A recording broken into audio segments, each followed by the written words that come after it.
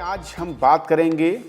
राम जन्मभूमि मसले की और उसके अब तक के सफरनामे पर। किस तरीके से कानूनी तौर पर यह मसला शुरू हुआ, विवाद किस दशक में और कैसे सतह पर आया और उसके बाद कितने उतार चढ़ाव के बीच ये अपने मुकाम तक पहुंचा है और जब सुप्रीम कोर्ट ने इस पर आखिरी फैसला सुनाया। और इसमें कई सारे पहलू हैं और इसके दो महत्वपूर्ण पहलू हैं, एक कानूनी पहलू और दूसरा पुरातात्विक पहलू। इन दोनों को समझेंगे कि इस पूरे सफरनामे में ये कितने अहम रहे हैं और किस तरीके से इनका रोल आखिरी जो फैसला आया उस पर नजर आया है। और इसे समझाने के लिए हमारे साथ तीन बेहद खास मेहमान आज इस चर्चा में शामिल हो रहे हैं। हमारे साथ मौजूद हैं PK Malhotra sir, former secretary ministry of law and justice government of India में रहे हैं। सर बहुत बहुत स्वागत आपका। हमारे दूसरे बेहद खास मेहमान हैं बीएम पांडे साहब हैं, फॉर्मर डायरेक्टर एएसआई। सर बहुत बहुत स्वागत आपका। और तीसरे खास मेहमान हमारे साथ हैं हितेश शंकर, एडिटर हैं 5 जन से। आपका बहुत स्वागत है हितेश। शुरुआत में मल्होत्रा सर आपसे करना चाहूँगा क्योंकि ये दर्शकों के नज़रिए से और हम सब के लिए बहुत रोचक भी है और ये समझना अहम भी है जानकारी के लिहाज से कि असल में ये शुरुआत कब और कैसे होती है। कोई कहता है कि 40, कोई कहता है 50 के दशक में ये मामला सामने आता है, विवाद जन्म लेते हैं और इसके बाद फिर अदालतों की चौखट, सरकारों के नोटिफिकेशन और फिर आखिर में सुप्रीम कोर्ट की सीढ़ी में। मैं शुरुआत जानना चाहूँगा कि किस तरीके से ये मसला पब्लिक में आया। कविंद्र जी, अगर मैं क्रोनोलॉजी की बात करूं, जो अयोध्या के डिस्प्यूट है जो स्टार्ट हुआ, तो अगर हिस्ट्री में इसकी जाया जाए तो ये 1528 से शुरू होता है, जब जो पहले मुगल एम्परर थे बाबर, उन्होंने बाबरी मस्जिद का निर्माण किया था। और ये एक 3 डोम्ड मस्जिद थी जिसको मीर बाकी जो कमांडर थे मुगल एम्परर बाबर के, उन्होंने इसका निर्माण किया था। और ऐसा कहा जाता है कि ये जो निर्माण किया गया वहाँ पे एक्चुअली पहले एक टेम्पल एग्जिस्ट करता था। 1885 में, उसके मैं तुरंत बाद 1885 में आऊँगा, जब महंत रघुवीर दास ने फैजाबाद कोर्ट में एक एप्लीकेशन मूव किया, एक सूट मूव किया, जिसमें ये कहा गया कि बाबरी मस्जिद वहाँ कंस्ट्रक्ट की गई है जहाँ पे एक टेम्पल एग्जिस्ट करता था। लेकिन ये प्ली उनकी जो थी वो उस समय कोर्ट में एक्सेप्ट नहीं हुई। लेकिन 1949 में, मैं बहुत शॉर्ट में बता रहा हूँ, उसकी बहुत डिटेल में नहीं जा रहा हूँ क्योंकि बहुत समय लगेगा अगर मैं डिटेल में चला गया, तो 1949 में वहाँ पर ये पाया गया कि लॉर्ड राम की जो मूर्ति है वहाँ पाई गई और वो उसी जगह पे थी जहाँ पे मस्जिद का निर्माण किया गया था। 1950 में गोपाल विशारद और रामचंद्र दास, उन्होंने फैजाबाद की कोर्ट में एक एप्लीकेशन मूव करके कहा गया कि जो वहाँ पर मूर्ति राम की मिली है उस पे हमें पूजा का अधिकार दिया जाए। ये इसको भी जो था ये बैटल चलती रही और 1959 में निर्मोही अखाड़ा ने एक प्ली फाइल की जिसमें उन्होंने इस डिस्प्यूटेड साइट के पोजीशन के लिए रिक्वेस्ट किया। 1961 में सेंट्रल सुन्नी वक्फ बोर्ड जो है, उन्होंने भी कोर्ट को मूव किया for declaration of title of the disputed land. और 1986 में फैजाबाद कोर्ट ने हिंदुओं को यहाँ पर वर्शिप करने की इजाज़त दी। मैं बहुत संक्षेप में, जैसा कि मैंने पहले भी कहा, बताना चाह रहा हूँ। उसके बाद ये मामला 1989 में इलाहाबाद हाई कोर्ट के सामने आया और ये जो डिस्प्यूटेड साइट थे उसके टाइटल को लेकर के इलाहाबाद हाई कोर्ट ने एक स्टेटस को का इसके ऊपर आदेश जारी किया। 1992 में कार सेवक ने जो था, जो बाबरी मस्जिद यहाँ बनाई गई थी, उसको डिमोलिश कर दिया और उसके बाद में, जैसा कि हम सब जानते हैं, एक लिब्राहन कमीशन अपॉइंट किया गया बाबरी मस्जिद के डेमोलिशन को लेकर के कि इसके ऊपर जो है डेमोलिशन हुआ, वो कैसे हुआ, ठीक हुआ या गलत हुआ, किसने किया, उसके लिए कौन लोग जिम्मेवार हैं, उसके ऊपर कार्रवाई की जाए। ये लिब्राहन कमीशन बहुत समय तक चलता रहा उसकी मैं डिटेल में नहीं जाना चाहूंगा, लेकिन जो लिटिगेशन इसमें हुआ मैं उसके बारे में बात करना चाहूंगा। 2002 में इलाहाबाद हाई कोर्ट ने एक हियरिंग शुरू की ऑन टाइटल डिस्प्यूट के ऊपर, जिसका फैसला 2010 में हाई कोर्ट ने दिया। और 2010 में जब हाई कोर्ट ने यह फैसला दिया तो उसने जो 2.77 एकड़ का लैंड था उसको 3 हिस्सों में डिवाइड कर दिया, और उसमें कहा कि एक हिस्सा जो है वो हिंदूज का, एक मुस्लिम्स को, एक निर्मोही अखाड़ा को दिया जाएगा और वो उसके ऊपर अपनी कार्रवाई कर सकते हैं। क्योंकि ये सिविल सूट था, सिविल सूट जो था वो नॉर्मली डिस्ट्रिक्ट कोर्ट में फाइनल होता है, लेकिन क्योंकि ये सूट जो था वो हाई कोर्ट में ट्रांसफर हुआ तो हाई कोर्ट ने सिविल सूट में अपनी ओरिजिनल जुरिस्डिक्शन में इसके ऊपर आदेश पारित करके इस तरह का आदेश दिया, जिसके अगेंस्ट में सभी लोग अपील में गए और वो अपील जो है वो सुप्रीम कोर्ट में उसकी सुनवाई हुई। और 2019 में सुप्रीम कोर्ट के 5 जजेस ने एक डिसीजन, जिसको हम कॉन्स्टिट्यूशन बेंच कहते हैं, constitution bench headed by the Chief Justice of India, the then Chief Justice of India, Justice Ranjan Gogoi, he gave a decision with regard to the judgment, and उनका जो judgement थे उसका मैं उसके बारे में बताना चाहूँगा। उन्होंने कहा कि जो हमारे सामने एविडेंस आई है, जो आर्कियोलॉजिकल सर्वे ने हमारे सामने एविडेंस प्रोड्यूस की है, उसके बेसिस पर हमें प्रीपोंडरेंस और प्रोबेबिलिटी पे जाना है, क्योंकि दोनों ओर से बाबरी मस्जिद की एग्जिस्टेंस के ऊपर और मंदिर की एग्जिस्टेंस के ऊपर हमारे पास एविडेंस प्रोड्यूस की गई है। उस एविडेंस के ऊपर अगर हम जाते हैं on the basis of preponderance of probability, मंदिर वहां एग्जिस्ट करता था, वो राम मंदिर था या शिव मंदिर था, इसके बारे में कंक्लूसिव प्रूफ नहीं है, लेकिन जो स्ट्रक्चर वहां मिले हैं वो मंदिर की एग्जिस्टेंस को प्रूव करते हैं और उसके ऊपर ये मस्जिद बनाई गई थी। तो इसलिए मंदिर की एग्जिस्टेंस को on the basis of preponderance of probability जो एविडेंस कोर्ट के सामने प्रोड्यूस की गई है, वो एविडेंस मंदिर के पक्ष में जाती है। तो पहली बार ऐसा हुआ है कि सुप्रीम कोर्ट ने अपनी power article 142 of the constitution की एक्सरसाइज करते हुए एक सिविल डिस्प्यूट में प्रीपोंडरेंस ऑफ प्रोबेबिलिटी, क्योंकि ज्यादा एविडेंस मंदिर के फेवर में है, उन्होंने कहा कि यह मंदिर एग्जिस्ट करता था, इसलिए इसको हिंदू टेंपल कंस्ट्रक्ट करने के लिए एक ट्रस्ट बनाया जाए और जमीन जो है वो हिंदू टेंपल को दी जाए। लेकिन सुप्रीम कोर्ट ने यह भी कहा कि 1992 में जो बाबरी मस्जिद का डेमोलिशन किया गया वो भी ठीक नहीं था, तो उनके साथ भी जस्टिस होना चाहिए। तो यहां भी सुप्रीम कोर्ट ने, हालांकि एडवर्स पोजेशन वाला जो आर्ग्यूमेंट था उनका, क्योंकि यहां मस्जिद एग्जिस्ट करती है तो एडवर्स पोजेशन है, एडवर्स पोजेशन की वजह से मस्जिद वहां होनी चाहिए, उन्होंने उस आर्ग्यूमेंट को एक्सेप्ट नहीं किया, क्योंकि एडवर्स पोजेशन का आर्ग्यूमेंट वहां एक्सेप्ट किया जाता है जहां अनडिस्प्यूटेड टाइटल आपका रहा हो। यहां टाइटल का हमेशा से ही डिस्प्यूट रहा है, इसलिए सुप्रीम ने कहा कि वहां मस्जिद कंस्ट्रक्ट करने के लिए उनको अलग से एक 5 एकड़ की जमीन दे दी जाए, ताकि वो अलग से वहां पर एक अपनी मस्जिद जो है वो एस्टैब्लिश कर पाए। तो मैं समझता हूं ये सुप्रीम कोर्ट का जो डिसीजन है ये बहुत ही एक लैंडमार्क डिसीजन है। अगर मीडिएशन प्रोसेस जो सुप्रीम कोर्ट ने कहा होता या गवर्नमेंट की तरफ से इसके ऊपर अगर कोई लेजिस्लेशन लाया जाता तो शायद एक डिस्प्यूट का फाइनल सेटलमेंट नहीं होता। लेकिन जब सुप्रीम कोर्ट ने जो लैंडमार्क डिसीजन दिया उसके अंदर जब उन्होंने इसका टाइटल डिस्प्यूट सेटल कर दिया और एक क्लियर डिसीजन दे दिया in exercise of its power under article 142 to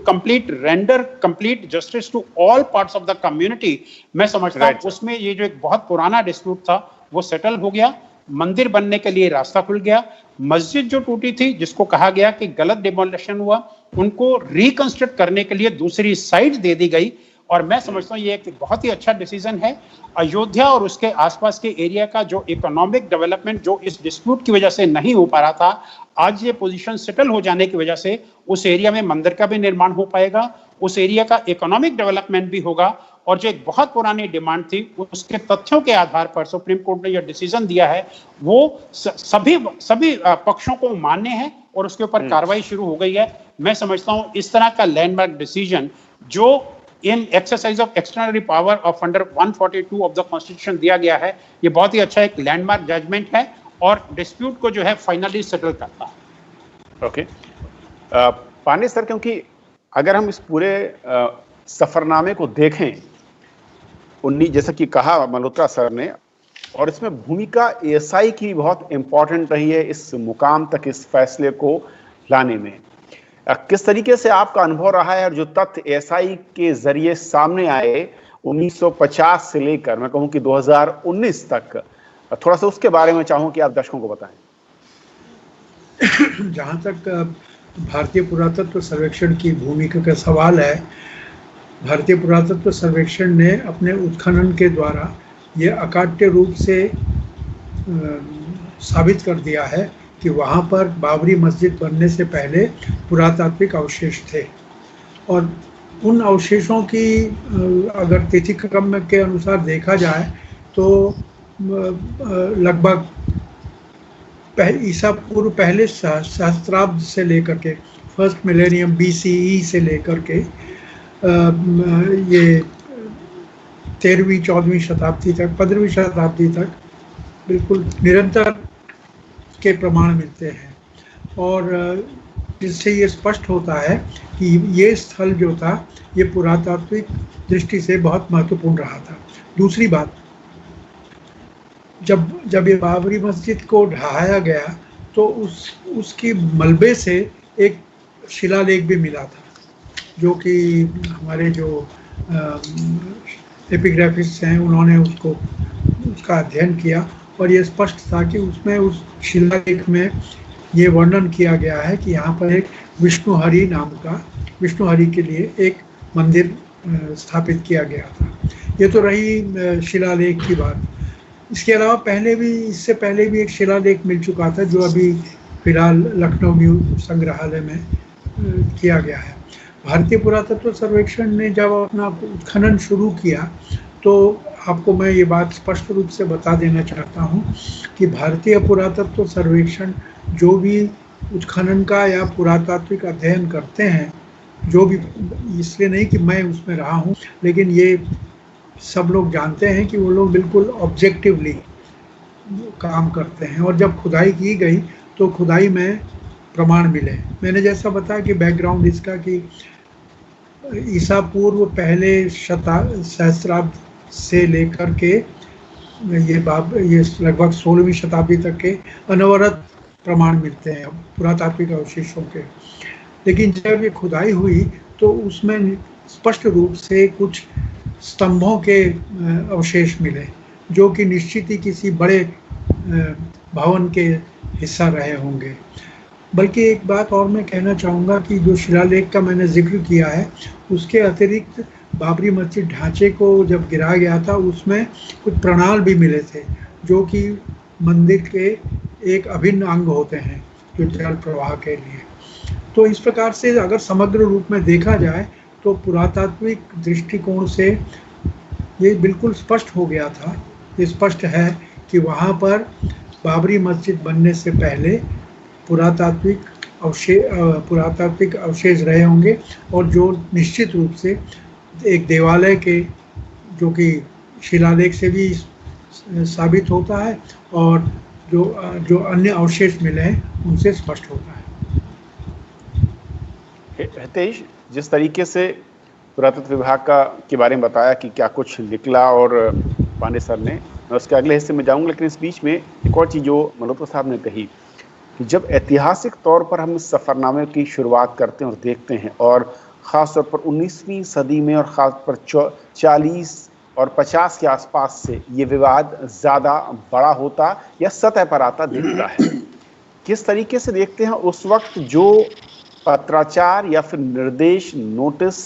सरकारों की ओर से प्रशासनिक अमले में, या फिर वहाँ पर जो अलग अलग गुट थे, संगठन थे, उनकी ओर से जो दावे थे, क्या वो बड़ी वजह थी जिसके चलते ये विवाद ज़्यादा बड़ा हुआ, जिसको शायद वहाँ पर उस वक्त में अगर प्रयास बेहतर होते तो शायद उसे वहीं पर रोका जा सकता था? देखिए कविंद्र, आपने जो कहा है उसमें एक बात यह है कि ये विवाद कब से बड़ा हुआ। मेरा ये मानना है कि ये पीड़ा बहुत बड़ी पहले दिन से थी, क्योंकि आप ये देखिए, अब इस विवाद को, ये जो लड़ाइयाँ लड़ी गई हैं, चाहे न्यायालय में या चाहे जो संघर्ष हुए इस स्थान को वापस पाने के लिए, इसके 500 साल, अगले 8 साल बाद ये 500 साल हो जाएंगे। 1528 की बात है। और आपने जो कहा कि ये मुद्दा बड़ा कब से बना, मुझे लगता है कि 1949 में 27 मार्च 1949 को जो नेहरू जी ने पत्र लिखा डिप्टी कमिश्नर अयोध्या को, वहां से ये मुद्दा बड़ा बनता है। प्रधानमंत्री जी से कुछ मुस्लिम लोगों का प्रतिनिधिमंडल एक मिला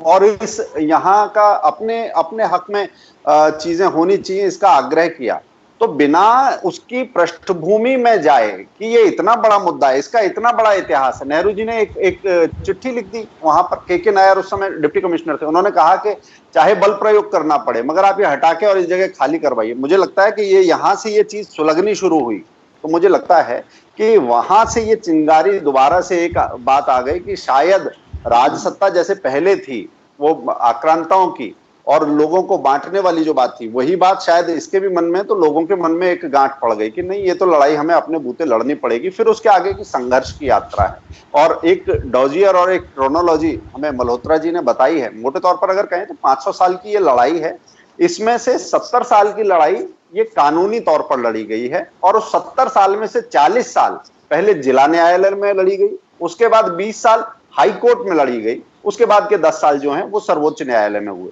सर्वोच्च न्यायालय में जो वहां पर 14 अपील इसमें लगी हैं, उनका भी आगे हम जिक्र करेंगे। मल्होत्रा सर, क्योंकि जब इस पूरे के पूरे केस को हम देखते हैं और बहुत ही क्रिटिकल व्यू पॉइंट मैं कहूँ, चाहे वो जिरह के दौरान सामने आए हों, चाहे वो तथ्यों के नज़रिए से आए हों या फिर जो इसके विरोध में दलीलें रही हों, लेकिन चाहे वो इलाहाबाद उच्च न्यायालय का फैसला रहा हो या फिर सुप्रीम कोर्ट का संविधान पीठ का फाइनल ऑर्डर, बेस जो है वो, क्या अगर मैं गलत नहीं हूं तो जो एएसआई ने तमाम तथ्य खंगाले जो निकाले वो बेस रहा इस पूरे के पूरे सफरनामे के इतिश्री का वहां पे इस मुकाम तक पहुंचाने को लेकर, या कुछ और ऐसे फैक्ट हैं जो आपको लगता है कि पूरे के पूरे इसके 50 से लेकर 2019 नवंबर 2019 तक के सफर में वो ज्यादा अहम रहे? देखिए, जैसा कि दोनों विद्वान पैनलिस्ट ने बताया, जहां तक आर्कियोलॉजिकल सर्वे ऑफ इंडिया की बात है, अगर उन्होंने अपनी ये रिपोर्ट नहीं दी होती तो शायद तथ्यों के आधार पर डिसीजन लेना मुश्किल होता। वो उनका एक बहुत ही अहम रोल है जो आर्कियोलॉजिकल सर्वे ऑफ इंडिया की रिपोर्ट ने प्ले किया। और ये रिपोर्ट कोई पहली बार नहीं आई है, इस 3-4 बार इस तरह की रिपोर्ट आई है और 2003 में शायद पहली बार इसको डिटेल में जो था वो कोर्ट के सामने पेश किया गया। जहां तक लीगल बैटल का सवाल है, यस, 1950 के बाद से जब गोपाल सिंह विशारद जी ने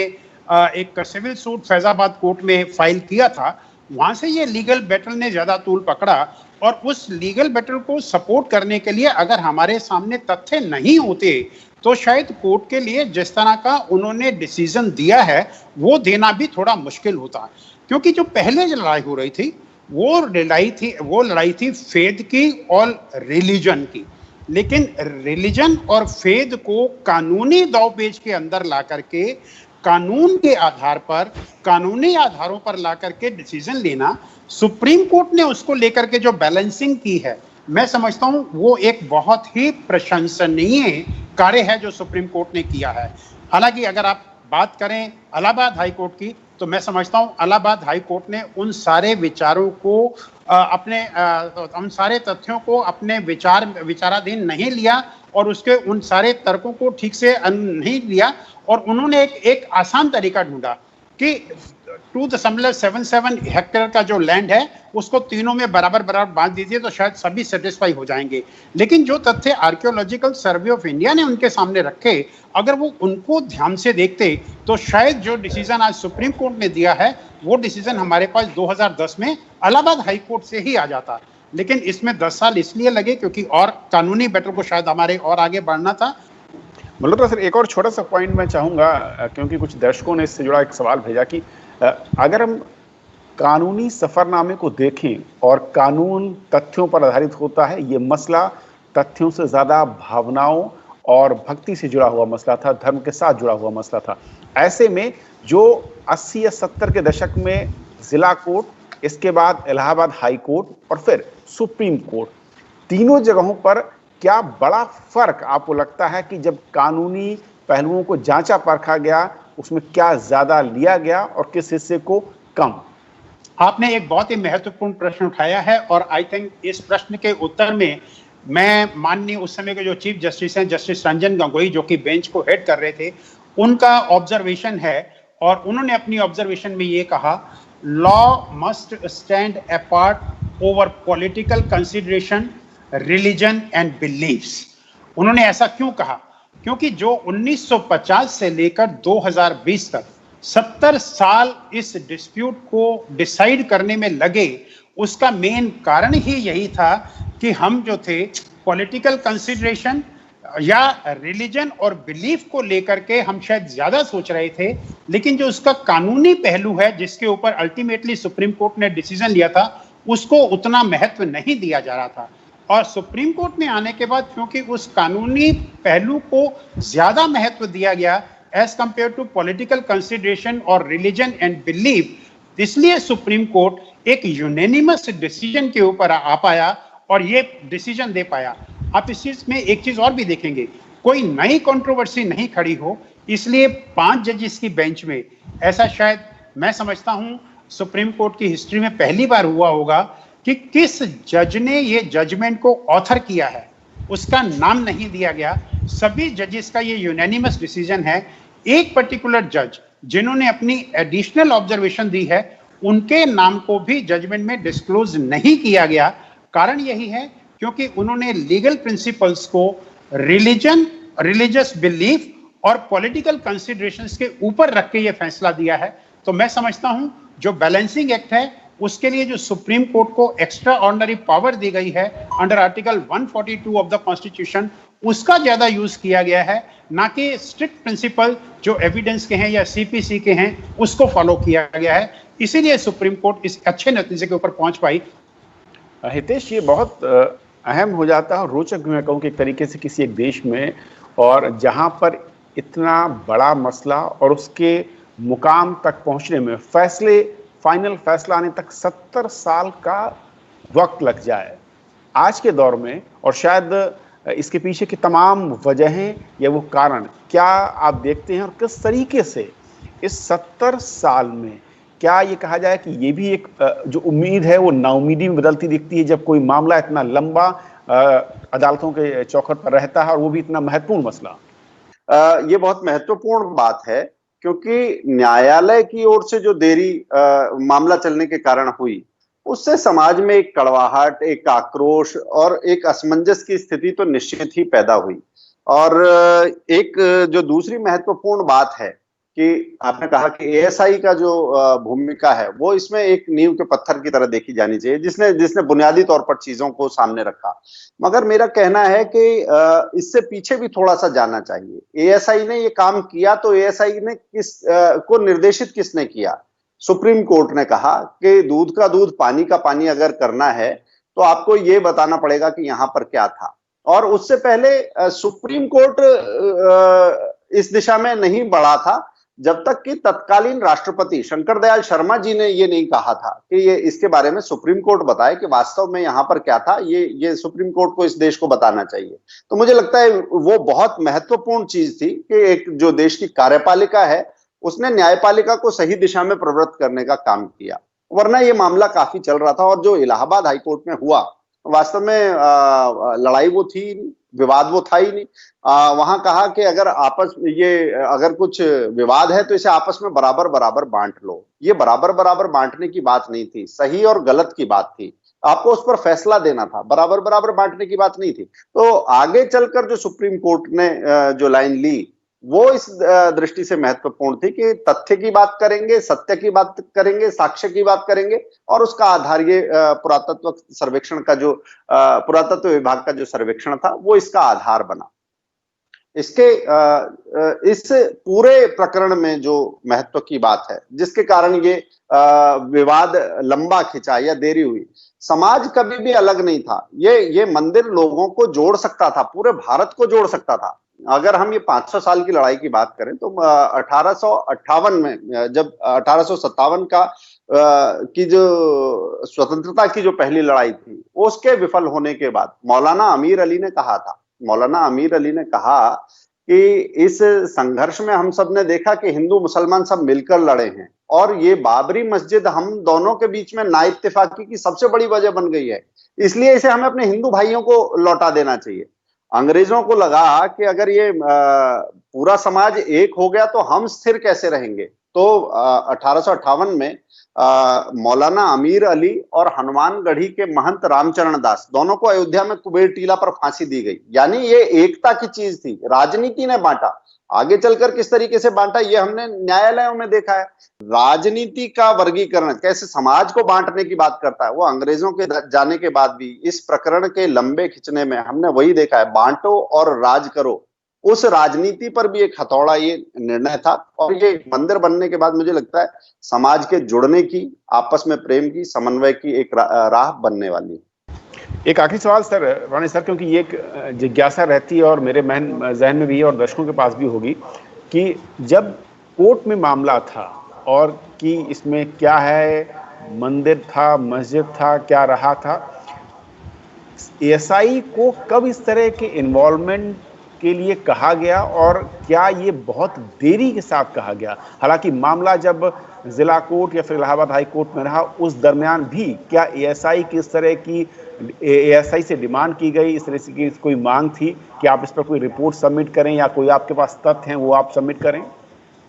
जहाँ तक मेरी जानकारी है, इस झगड़े के संदर्भ में एएसआई से मेरे ख्याल में कोई सूचना नहीं ली गई। लेकिन जैसा मैंने बताया कि एक archaeology of the Ramayana project पहले से चल रहा था, जिसके अंतर्गत जितने भी रामायण से संबंधित स्थल हैं उनका अन्वेषण और उत्खनन की भी योजना थी, और जिसके तहत श्रृंगवेरपुर में उत्खनन हुआ, जैसा कि आपने सुना होगा। ओके। तो और इसी प्रकार से भारद्वाज आश्रम में भी कुछ किया था, और ये एक प्रक्रिया थी जो काफ़ी समय से चली आ रही थी। लेकिन उस स्थल पर जहाँ पर वो बाबरी मस्जिद थी, उत्खनन विशेष रूप से करवाने का कार्य कोर्ट के आदेश के बाद ही किया गया। ओके, मल्होत्रा सर, एक आखिरी कमेंट आपका। या कवित्र जी, जो प्रश्न आपने अभी उठाया उसके संदर्भ में मैं सिर्फ इतना कहना चाहूंगा कि जैसा कि मैंने पहले भी बताया, ये एक सिविल सूट था जिसको डिस्ट्रिक्ट कोर्ट ने डिसाइड करना था। डिस्ट्रिक्ट कोर्ट ने डिसाइड नहीं किया तो ये मैटर हाई कोर्ट ने अपने पास ट्रांसफर कर लिया और सिविल सूट पहली बारी हुआ और सुप्रीम कोर्ट पहली अपील सुन रही थी इसके अगेंस्ट में। जब ये civil suit high court decide कर रही थी तो मेरी जानकारी के हिसाब से 2003 में हाई कोर्ट ने आर्कियोलॉजिकल सर्वे ऑफ इंडिया को इसके लिए कहा कि आप इसके बारे में अपनी रिपोर्ट हमें पेश करें, मीनिंग देयर बाय कि एक एक्सपर्ट रिपोर्ट मांगी गई। अदरवाइज जो दोनों पार्टीज कोर्ट के सामने होती हैं सिविल सूट में, उन पार्टीज का काम होता है कि वो अपने तथ्यों को प्रोड्यूस करें in support of the claim which they are making. क्योंकि उस क्लेम के बेसिस पे एक डिसीजन नहीं हो पा रहा था, तो 2003 में हाई कोर्ट ने आर्कियोलॉजिकल सर्वे ऑफ इंडिया से एक रिपोर्ट मांगी एज एन एक्सपर्ट, और उसके बाद आर्कियोलॉजिकल सर्वे का इन्वॉल्वमेंट जो था वो थोड़ा एक्टिव इन्वॉल्वमेंट शुरू हुआ, और जो इस निर्णय का अल्टीमेटली आधार भी बना।